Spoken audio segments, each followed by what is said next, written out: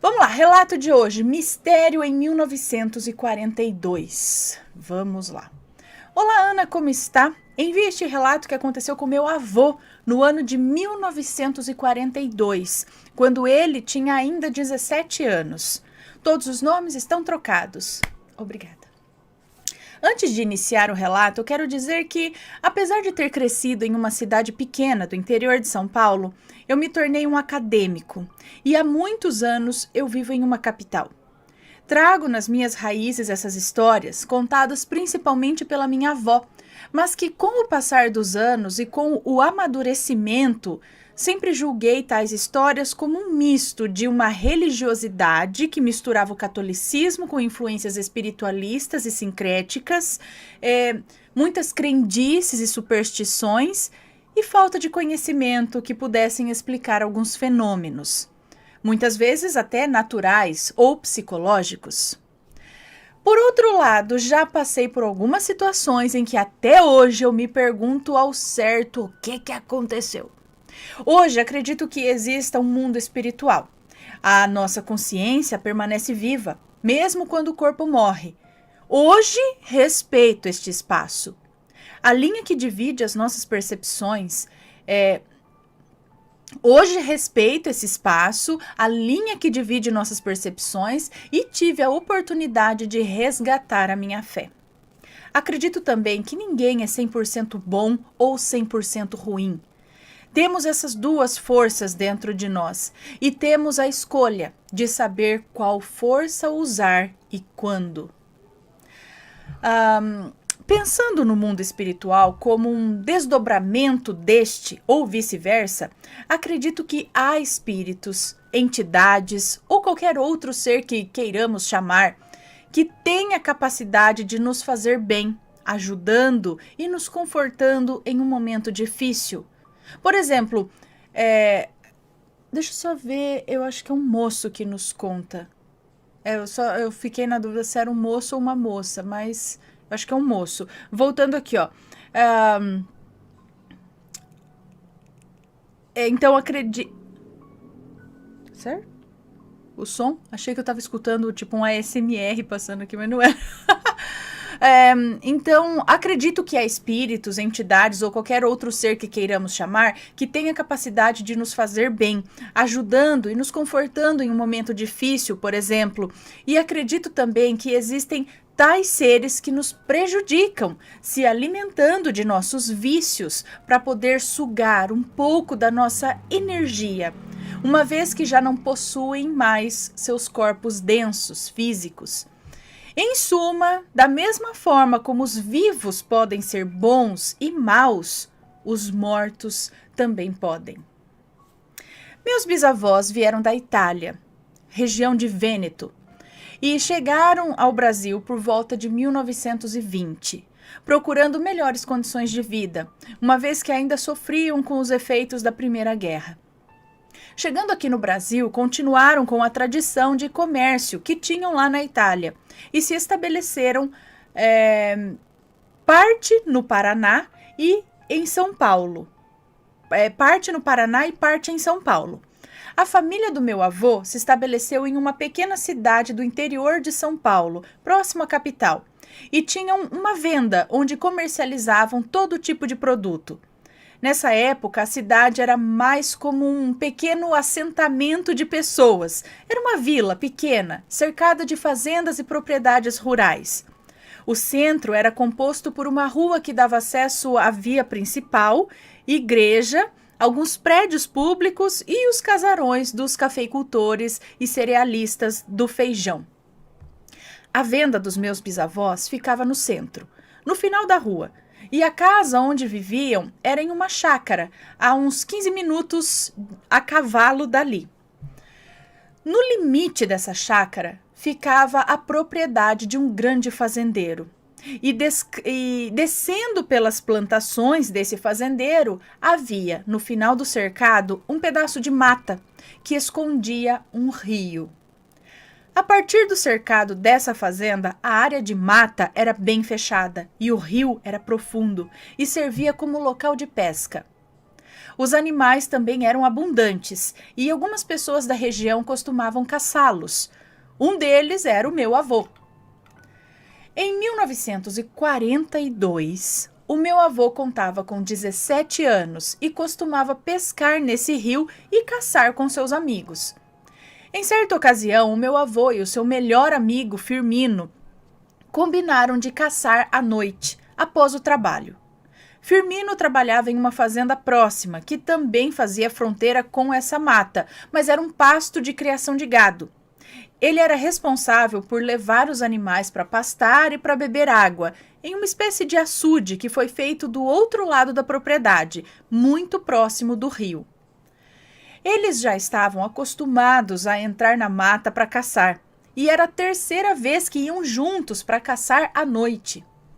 Nas vezes anteriores, desciam a grota pelas 6:30 da tarde, mais ou menos, ficavam de tocaia, caçavam às vezes queixadas, veados e tatus, e depois voltavam para casa por volta das 5 horas da manhã, com os espólios da noite. Dessa vez, se aprontaram para fazer igual, com a única diferença que a mãe do meu avô pediu para que eles tomassem muito cuidado, porque ela estava sentindo que alguma coisa ruim estava passando por aquele lugar. Ela dizia que sentia o mesmo que sentiu quando passou pela Primeira Guerra, um espírito de morte, segundo ela. Eles não deram tanta atenção, mas o meu avô ficou meio cabreiro e seguiram um pouco mais cedo, armados com uma faca cada um e uma espingarda. A distância entre a chácara do meu avô e a mata era de uns 40 minutos a pé. Era uma descida suave entre os cafezais e depois da cerca já estavam na mata. Existia 2 pontos de caça, um que era acessado pela fazenda de café e outro a 1 quilômetro de distância, que era acessado pelo pasto da fazenda em que Firmino trabalhava. Dependendo de como estivesse o primeiro lugar de caça, eles poderiam ir para o outro, beirando a cerca que dividia a mata das fazendas. O segundo local de caça era mais longe, e a volta para a chácara do meu avô era de 1h20, mais ou menos. Mas, como o acesso era pela propriedade que o Firmino trabalhava, eles poderiam pegar o cavalo do Firmino, que ficava na mangueira, né? Bom, essas informações são importantes para entender o que aconteceu na sequência. Coçando, você tem um pelo de gato aqui? Bom, era sexta-feira à noite. Sábado era o dia de folga do Firmino e meu bisavô. Sábado era o dia de folga do Firmino e o meu bisavô não abria a venda aos sábados antes das 9 horas da manhã, tá? Então, meu avô tinha tempo de dormir um pouco mais, já que trabalhava com o pai dele. Então, eles chegaram ao primeiro local de caça, né? Sexta-feira à noite, chegaram ao primeiro local de caça. Fizeram um fogo baixo, fizeram café e comeram o pão que o Firmino levou. Passando das 7 horas da noite, com a mata em total escuridão, os dois resolveram apagar o fogo e subir em uma árvore, para esperar a movimentação noturna dos animais. Por volta das 9 da noite e sem nenhum sinal de animais, o meu avô chamou a atenção do seu amigo. Firmino, apaga o cigarro. Você está escutando alguma coisa? O amigo do meu avô apagou o paieiro imediatamente e disse: não estou escutando nada, nem mosquito tem aqui. Nesse momento, os dois só se olharam e começaram a descer da árvore. Mas foram surpreendidos por um guincho de porco correndo. Foram surpreendidos por um guincho de porcos correndo. O que é um guincho de porcos? É um grupo de porcos? Correndo. Firmino era mais velho, ele tinha 19 anos, então ele ficou responsável pela espingarda. Então subiram um pouco mais alto na árvore e ficaram esperando as queixadas passarem. Queixadas, acho que é um tipo de porco, não é? É um porcão? Enfim, tipo uma espécie de porco, né?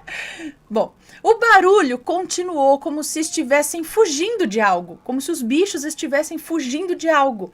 E meu avô perguntou se, sei lá, poderia ser uma onça. Continuaram quietos em suas posições, e conforme o barulho se aproximava, uma luz baixa começava a iluminar o chão da mata. Com medo de acidentalmente atirar em outro caçador, o Firmino abaixou a espingarda e os dois ficaram só olhando para baixo para ver o que acontecia. Em um instante, uma vara de porcos, agora sim, esse coletivo eu sei, uma vara de porcos, passou-se batendo no chão, uns 8 porcos no total, que meu avô afirmou ter podido ver porque a luz estava muito mais forte. E viram também como os porcos estavam desesperados. Eles estavam aquele alvoroço de porco capotando e saindo correndo. A luz que eles viram era uma espécie de esfera luminosa do tamanho de um melão, com uma luz branca que passou junto com os porcos. Ela estava sobre os porcos, mas estava abaixo da altura em que o meu avô e o seu amigo se encontravam. Os dois ficaram congelados na hora e não se mexeram ou fizeram barulho algum, com medo de serem percebidos por aquela coisa. Pouco depois, os porcos pararam de gritar. Os dois resolveram esperar na árvore até o dia amanhecer. E então desceram da árvore para voltar por volta das 5 da manhã. O meu avô contou que não falaram nada, mal respiraram naquela noite, porque o silêncio na mata era total. Quando desceram, pegaram um trecho do caminho na direção em que os porcos fugiram. E meu avô contou que, um pouco para frente de onde estavam, encontraram pedaços dos porcos, como se um animal tivesse arrancado e queimado. Como se um animal tivesse arrancado e queimado. O cheiro de pelo queimado era forte ali, até aquele momento, né? Nesse instante, saíram correndo e decidiram ir pelo caminho que não passava pelos cafezais. Preferiram voltar pelo pasto, porque era aberto, né? Quando eles passaram a cerca para entrar no pasto, Firmino conseguiu ver ao longe uma vaca caída. Ao se aproximarem, viram que a vaca estava morta, com algumas partes do corpo faltando, meio dilacerada, e com partes também queimadas. Os dois ficaram desesperados e foram direto para a mangueira pegar o cavalo do Firmino e contaram um total de 8 vacas mortas pelo caminho. Todas as outras estavam juntas, assustadas e sem emitir nenhum barulho. Chegaram até a sede da fazenda e contaram parte da história. Eles ficaram com medo de contar o que aconteceu e acharem que eram eles que tinham feito aquilo. Bom, disseram que estavam caçando à noite e que voltaram para pegar o cavalo e encontraram as vacas naquela situação. O fazendeiro, seu Bertim, chamou seus capatazes e saíram para o campo junto com meu avô e com seu amigo, e contabilizaram um total de 14 animais mortos, entre vacas, bois e bezerros. Depois disso, pelas 8 horas da manhã, o meu avô chegou em casa e sua mãe estava aflita esperando sua chegada. Ele contou a ela o que tinha acontecido, falou sobre a bola de luz e sobre os porcos. Disse que ficaram petrificados de medo e depois contou dos animais do seu Bertim. Disse que o Firmino tinha ficado lá para ajudar a recolher os animais. Os animais mortos foram queimados para não transmitir nenhuma possível doença aos outros. E que depois eles procurariam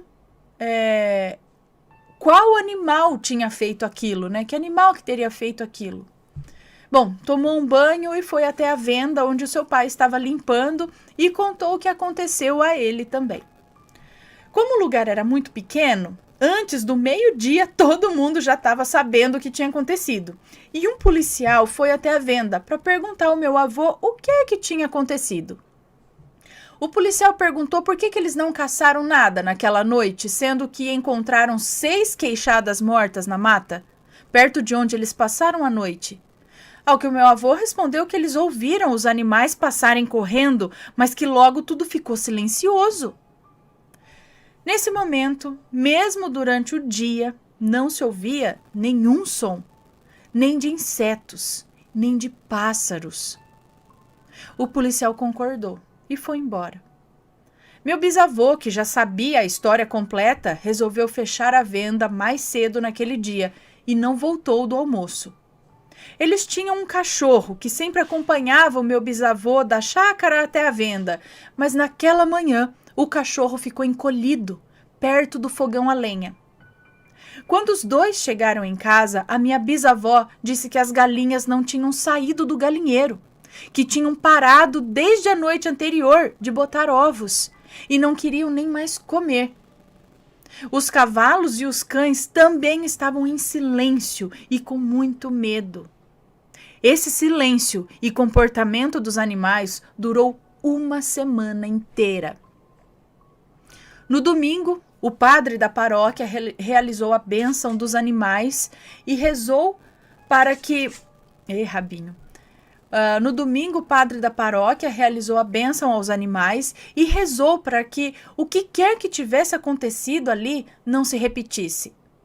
Ao final da missa, alguns homens, incluindo o meu bisavô e o meu avô, pegaram os seus cavalos e entraram na mata e nos cafezais para ver se descobriam alguma coisa. Eles acreditavam que poderia ser um puma ou uma onça que tivesse feito aquilo. Então foram armados para abater qualquer animal grande que encontrassem. Chegando perto da cerca que delimitava a fronteira entre a fazenda e a mata, os cavalos empacaram. 2 deles ficaram sem controle e dispararam para a estrada. Meu avô contou que os animais choravam de medo e todos os homens ali também estavam muito assustados. Por volta do meio-dia, deixaram os seus cavalos amarrados a uma distância de uns 100 metros da cerca e entraram na mata, perto do segundo local de caça. Eram 9 homens armados. Meu avô era o mais novo, mas como ele e meu bisavô tinham 1,88 m de altura, pareciam ser os mais fortes do grupo. Ficaram o tempo todo juntos, entraram até a altura do rio, cruzaram o rio e caminharam até o pé da serra, que na ocasião ainda era de mata virgem. Não encontraram nada. E na volta cruzaram o rio por outro caminho. A mata estava inteira em silêncio. E o único som que havia era mais adiante, onde o rio passava por algumas pedras. Após terem cruzado o rio, um dos homens encontrou, pendurado em uma árvore, o corpo de uma onça, de uns 90 quilos. Ela estava morta da mesma forma que os outros animais. Aparentava estar ali há pelo menos 2 dias, mas não exalava cheiro algum e também não havia insetos nela, o que é muito incomum. Todos os homens ficaram assombrados com aquela cena e perceberam que o que tinha feito aquilo era ainda mais forte e mais perigoso do que uma onça. Desceram o corpo e enterraram em uma clareira próxima ali, para não apodrecer e gerar doenças para outros animais. Ao final, todos os homens, calados, se dirigiram atentos até o final da mata e pararam as buscas. Todos voltaram em silêncio. E naquele domingo todos permaneceram em suas casas. Na segunda-feira, os trabalhos nas fazendas foram interrompidos e voltaram somente na outra semana. Meu avô conta que após terem voltado para casa, se mantiveram em silêncio quase total, sendo quebrado apenas pelas rezas da minha bisavó. Algumas galinhas morreram de fome, mas os cachorros e os cavalos sobreviveram. Meu avô conta que a cidade quase morreu, sem saberem o que estava acontecendo, mas que tudo que sentiam era uma tristeza muito grande pelos animais perdidos e pelos comportamentos dos que haviam sobrevivido. Na região, outras 5 fazendas foram atacadas, chegando a contabilizar quase 50 animais de grande porte mortos. Na sexta-feira seguinte, exatos 7 dias após essa bola de luz que o meu avô e o seu amigo viram, minha bisavó foi correndo acordar o meu avô para que ele visse que os pássaros haviam voltado. Até as formigas e os mosquitos reapareceram. Os cachorros estavam normais e as galinhas estavam fora do galinheiro e comendo tudo. Nunca ninguém soube o que aconteceu naquela situação. Mas o meu avô contou que os seus pais ficaram mais tristes do que no período da guerra. O meu avô também mencionou que todos os gatos que haviam no lugar fugiram e só voltaram após 7 dias. Gato é esperto mesmo, né? Ó, cestinho sentido ali, ó. Vou vazar daqui, tem um negócio e depois volto. Bom, obrigado por ler o meu relato. Essa história foi documentada em jornais na época e como era vendido na venda do meu bisavô, alguns exemplares ainda existem com alguns parentes. Atribuíram, na ocasião, os ataques a alguma onça muito grande. Meu avô disse que ele e o Firmino comentaram com outras pessoas sobre o que eles viram naquela noite e que disseram que poderia ser algum tipo de assombração. Extraterrestres ainda não eram os principais suspeitos naquela época. O meu avô sempre foi um homem íntegro e de muita hombridade. Então todos nós acreditamos que essa história realmente aconteceu como ele nos contou. Os descendentes do Firmino também corroboram o que eu contei aqui. Obrigado novamente. É o moço que nos conta. Muito obrigada pela sua história. Gente, então, uma bola de luz em cima dos bichos. Papapá, a gente sabe. Lembra da história dos chupacabras? Né? Isso me lembrou um pouco a onda do chupacabras. Apareciam, né? Só que na nossa onda do chupacabras não tinha nada de sangue, mas alguns casos tinha a parte da queimadura. Alguns casos eu lembro de ver o lance da queimadura. Seria essa ausência de animais, o afastamento e os animais ficarem, seria algum tipo de radiação, alguma coisa invisível, mas sabe aparelho de mosquito que fica mandando uma onda ali que a gente não escuta, mas que afasta os mosquitos? Então, seria algo que foi plantado em cima dessa área de fazendas justamente para isso, e essas ondas invisíveis, inaudíveis, porém que dá para sentir. Sabe aquela coisa, eu tô sentindo uma coisa, é a vibração daquilo, você sente que é alguma coisa esquisita, os bichos sentiram, mas você não vê, você não ouve, mas tá passando alguma coisa ali. Não sei o motivo disso, mas junto com isso vieram a morte. E estranho porque não foram levados, eles não sumiram, eles foram despedaçados, mortos ali, e com esse lance da queimadura. Será que eles só queriam um pedaço, alguma amostra assim, não sei, gente. E essa luz, será que é...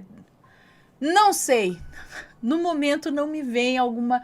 Mas, quem entende, estuda aí ufologia e todos esses lances aí da época do chupacabras, dessas mortes de animais em campo... deve saber. Bom, deixem aqui nos comentários, vocês que entendem mais do assunto, sempre com respeito, por favor. E se tem uma história parecida, se lembra de algo que aconteceu nessa época, isso foi então no interior de São Paulo, é isso? que ele falou que uma parte foi pro Paraná e parte em São Paulo. A família do meu avô se estabeleceu numa pequena cidade do interior de São Paulo, então era lá. Isso, no interior de São Paulo. Ele não fala onde aqui, mas isso aconteceu em 1942, durante uma semana, e nessa região aí das fazendas próximas, no total foram 50 animais, que foram animais de grande porte, ou seja, vaca, cavalo, boi, essas coisas. Não tá falando só de galinha ou essas coisinhas, não. 1942, durante uma semana no interior de São Paulo, algumas fazendas aí passaram por essa experiência. O que será? O que você acha? Deixa aí nos comentários. Se tem uma história parecida, manda pra